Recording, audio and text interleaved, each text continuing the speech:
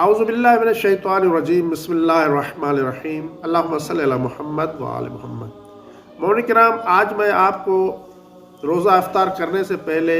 کی ایسی دعا بتاؤں گا کہ جو دعا آپ اگر پڑھیں گے تو آپ کو دنیا کے تمام روزے داروں جتنا ثواب اللہ رب العزت عطا فرمائیں گے، اور یہ دعا تقریباً تمام مومنین کو یاد ہے۔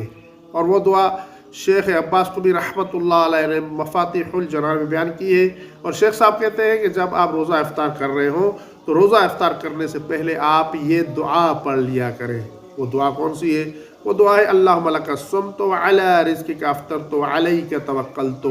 تو شیخ صاحب لکھتے ہیں کہ اس کی اتنی فضیلت ہے اس دعا کی کہ جو بھی اس دعا کو پڑھے گا تو ساری دنیا کے روزہ داروں جتنا ثواب اسے حاصل ہوگا، اتنا ثواب ہے۔ اور اسی طرح روزہ افطار کرنے سے پہلے آپ سورہ قدر کی تلاوت کر لیا کریں،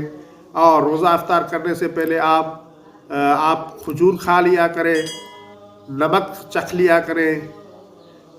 یا کوئی میٹھی چیز سے روزہ افطار کر لیا کریں تو اس کا بڑا ثواب ہے۔ اور اسی طرح شیخ عباس قمی رحمۃ اللہ علیہ نے مفاتیح الجنان میں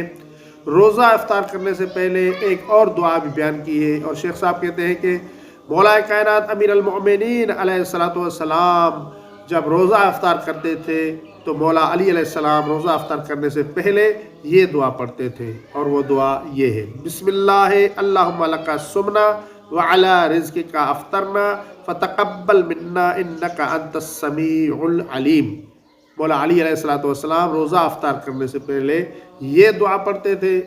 اس لیے ہم جو علی کے ماننے والے ہیں، علی کے چاہنے والے ہیں، تو ہماری بھی یہ ذمہ داری ہے کہ ہم بھی جب روزہ افطار کریں تو مولا کائنات امیر المومنین علیہ السلام کی بتائی ہوئی دعا کو پڑھیں اور اللہ تعالیٰ سے دعا کریں کہ اللہ تعالیٰ ہمارے روزے کو قبول فرمائے۔ اور ماہ مبارک رمضان میں عموماً مومنین روزے سے ہوتے ہیں، اور روزہ وہ عظیم عبادت ہے کہ جس کا ثواب اللہ تعالیٰ نے اپنے ذمہ لیا ہے، اور روزہ وہ عبادت ہے کہ جس میں روزہ رکھنے کا بھی ثواب ہے، روزہ رکھوانے کا بھی ثواب ہے، روزہ افطار کرنے کا بھی ثواب ہے، اور روزہ افطار کرانے کا بھی ثواب ہے۔ یہاں تک کہ شیخ عباس قمی رحمۃ اللہ علیہ مفاتیح الجنان میں لکھتے ہیں کہ لوگوں کو روزہ افطار کرایا کرو، اگرچہ آدھے کھجور کے ذریعے ہی کیوں نہ ہو، یا ایک گھونٹ پانی کے ذریعے ہی کیوں نہ ہو۔ اور پھر شیخ عباس قمی نے رسول خدا صلی اللہ علیہ وآلہ وسلم سے ایک روایت نقل کی ہے۔ شیخ صاحب کہتے ہیں کہ رسول خدا صلی اللہ علیہ وسلم سے مروی ہے کہ جو شخص کسی کا روزہ افطار کرائے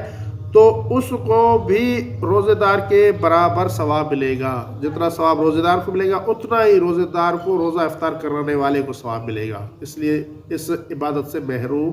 نہ رہے، اس ثواب سے محروم نہ رہے۔ اور پھر شیخ صاحب کہتے ہیں کہ جب کہ اس روزے دار کے ثواب میں کچھ کمی نہ ہوگی، نیز اس طعام کی قوت سے افطار کرنے والا جو نیکی کرے گا تو اس کا ثواب افطار کرانے والے کو بھی ملے گا۔ ایسا نہیں ہے کہ جس نے روزہ رکھا ہے اس کے روزے کی ثواب میں کمی ہوگی، نہیں، اس کے روزے کا ثواب برقرار رہے گا، اور جس نے روزہ افطار کرایا ہے اس سے بھی اللہ رب العزت ثواب عطا فرمائیں گے، اتنا ہی ثواب۔ اور دوسرے جو نئے کام انسان کرے گا اس طاقت کے ذریعے سے، جو طاقت اسے اس کھانے کے ذریعے سے حاصل ہوئی ہے، تو اس میں بھی روزے دار شریک ہوگا۔